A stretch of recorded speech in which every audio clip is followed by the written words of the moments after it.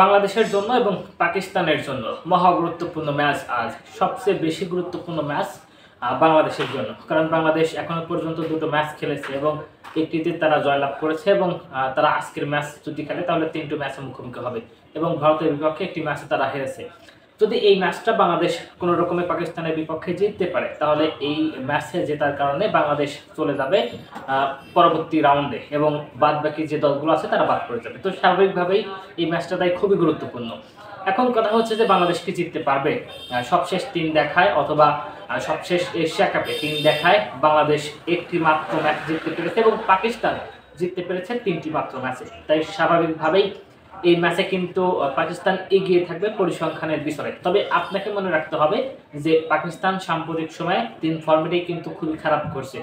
তাদের কোনো ক্রিকেটাররা এই মুহূর্তে কিন্তু ফর্মে নেই। অপরদিকে বাংলাদেশ বেশ ভালোই করছে, যদিও ভারতের বিপক্ষে ম্যাচটা তারা জিততে পারত যদি শুরুর দিকে জাকির আল অনেক উইকেটটা নিতে পারতো অভিষেক শর্মার, তাহলে ভারতের ম্যাচটা হয়তো 120 বা 125-এর ভিতর আটকে যেতে পারত। কারণ ওই ম্যাচে ভারতের ম্যাচে অভিষেক শর্মা একমাত্র ব্যাটসম্যান যিনি বিধ্বংসী ব্যাট চালিয়েছেন, তার মতো ব্যাটার কেউ চালাতে পারেনি। তো সেই হিসেবে ভারত খুব একটা ভালো খেলেনি, একমাত্র খেলেছে অভিষেক শর্মা। এরপরে বাংলাদেশ যখন বল হাতে দুর্দান্ত ছিল, যদিও পাওয়ার প্লেতে বাংলাদেশ অনেক রান দিয়েছে কিন্তু পরবর্তীতে বাংলাদেশ বেশ ভালো করেছে। কিন্তু যখন ব্যাট করার সময় আসলো বাংলাদেশের, তখন বাংলাদেশ কেমন করেছে এটা কিন্তু একটা দেখার বিষয়। তখন যদি আমরা দেখি সাইফ হাসান বাদে বাংলাদেশের কেউ ভালো খেলেনি। সাইফ হাসান বাদে বাংলাদেশের কেউ লড়াই করার সামর্থ্যটুকু দেখায়নি।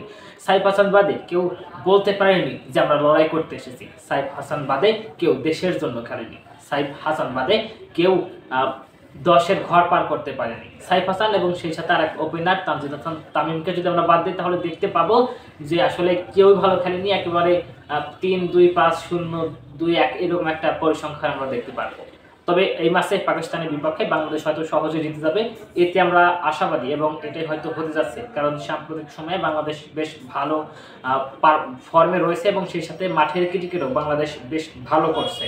তবে দেখা যাক শেষ পর্যন্ত মাঠের ক্রিকেটে বাংলাদেশ কেমন করে। তবে বাংলাদেশের জন্য অনেক অনেক শুভকামনা থাকবে, বাংলাদেশ যেন এই ম্যাচটা জেতে এবং যদি জিততে পারে তাহলে কিন্তু খেলা জমে উঠবে বাংলাদেশিদের জন্য।